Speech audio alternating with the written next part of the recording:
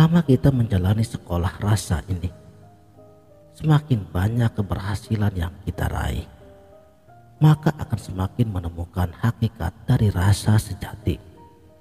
Kalau selama sekolah rasa sering polos dan mengingkari hati nuraninya sendiri, maka tidak akan mungkin ada kemajuan di dalam nilai kejiwaan spiritualnya.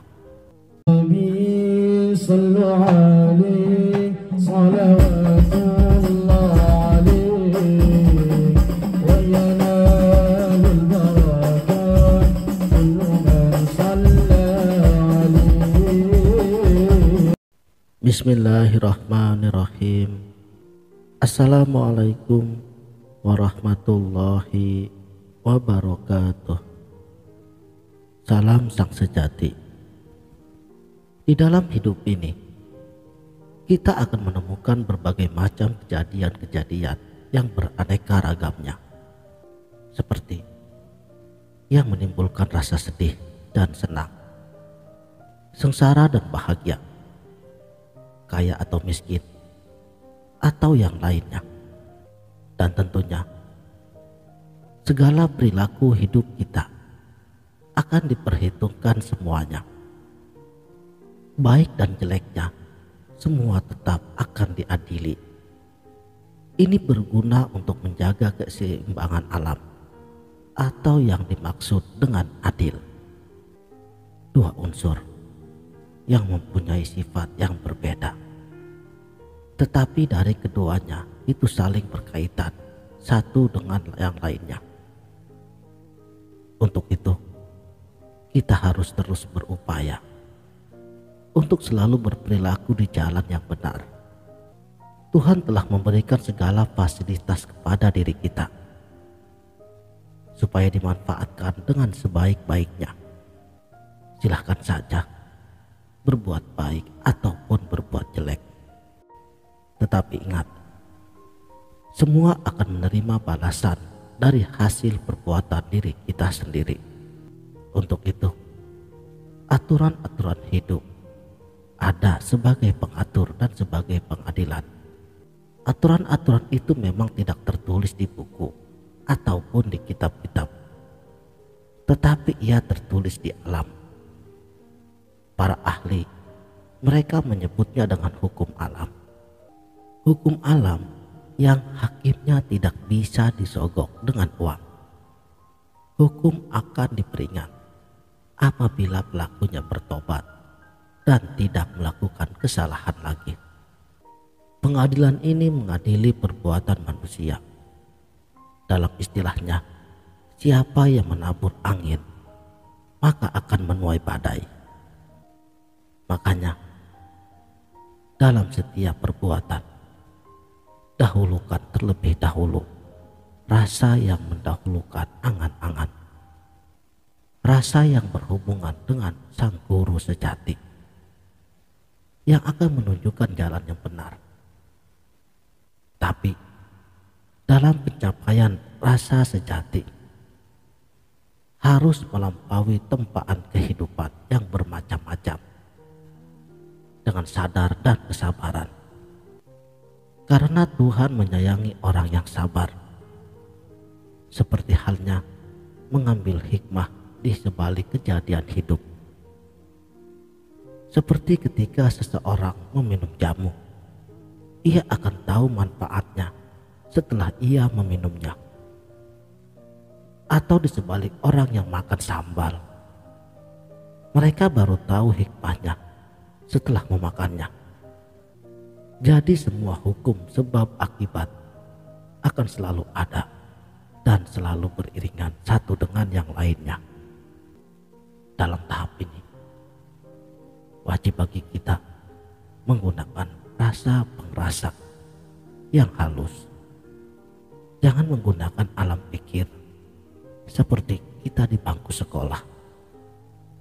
Karena ini sudah masuk sekolah alam, kita dihadapkan dengan kenyataan hidup dan langsung praktek.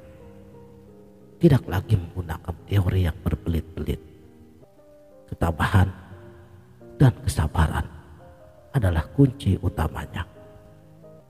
Selama kita menjalani sekolah rasa ini, semakin banyak keberhasilan yang kita raih, maka akan semakin menemukan hakikat dari rasa sejati. Kalau selama sekolah rasa sering polos dan mengingkari hati nuraninya sendiri, maka tidak akan mungkin ada kemajuan di dalam nilai kejiwaan spiritualnya. Saudaraku, sang sejati, aturan-aturan abadi dalam sifat keadilan Tuhan yang tidak ditulis seperti di kitab undang-undang negara yang bisa rusak dan bisa berubah, perlu kita pahami dan kita mengerti. Yang menjadi hakim, jaksa dan panitera pengadilan ini adalah sifat kebijaksanaan dan kekuasaan dari sifat adilnya Tuhan. Pengadilan alam ini bertempat di hati sanubari kita yang paling dalam, pada setiap diri kita. Walaupun sebenarnya pengadilan ini hanya satu seperti halnya Tuhan, itu hanya satu yang menguasai seluruh alam.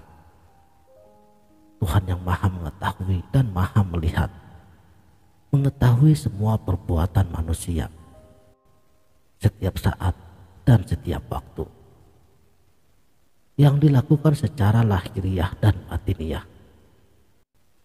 Maka jalannya pengadilan ini jelas berbeda dengan pengadilan manusia yang harus mengumpulkan bukti, diperiksa dan dicari bukti kesalahannya. Cara kerja pengadilan alam ini tidak seperti tersebut, karena tidak ada tawar-menawar lagi dan hukumnya bersifat mutlak.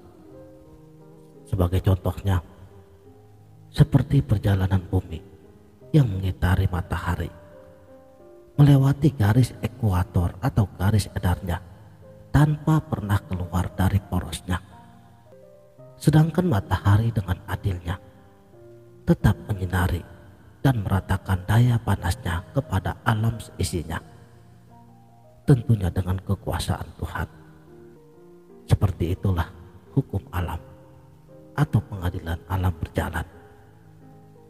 Seperti perjalanan bumi yang tidak bisa dihentikan sama sekali oleh manusia, karena sifat ketetapan hukumnya dengan menggunakan kebijaksanaan, keadilan, dan sifat kekuasaan Tuhan tanpa batas.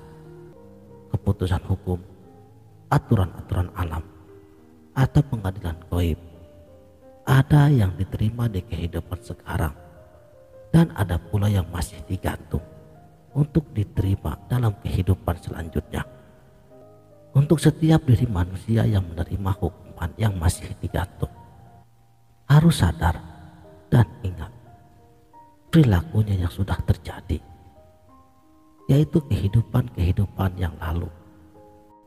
Tidak sedikit mereka yang tidak mengerti penyebab yang membuat mereka menerima kesengsaraan dalam hidupnya.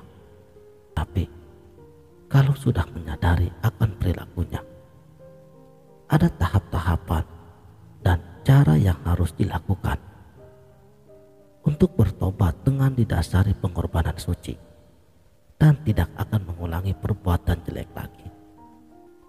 Seperti bermacam-macam kesengsaraan yang sudah kamu terima, terimalah dengan rasa sadar dan ikhlas. Dan kamu wajib melakukan daya upaya menurut kemampuan dirimu. Diibaratkan seperti orang yang sakit, ia harus terus berusaha mencari obatnya. Jadi, semua dosa tebuslah dengan pengorbanan suci, yaitu dengan cara melakukan budi dharma dengan sarana memberikan kebaikan dan menolong antar sesama makhluk Allah.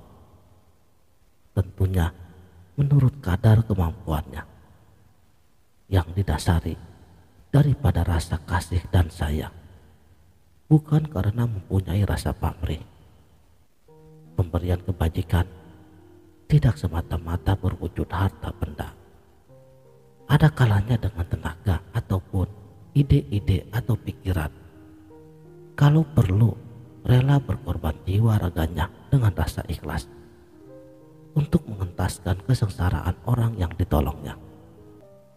Pasrah dengan kekuatan iman, yaitu sejatinya percaya kepada Sang Maha Pengampun dengan kesucian hati. Di dalam hatinya harus selalu minta ampun dan minta dikuatkan dalam menjalani pengadilan alam atau pengadilan Tuhan. Perilakunya harus lebih baik lagi dan disertai dengan keikhlasan. Sekianlah, mudah-mudahan video ini dapat bermanfaat. Wabillahi taufik wal hidayah.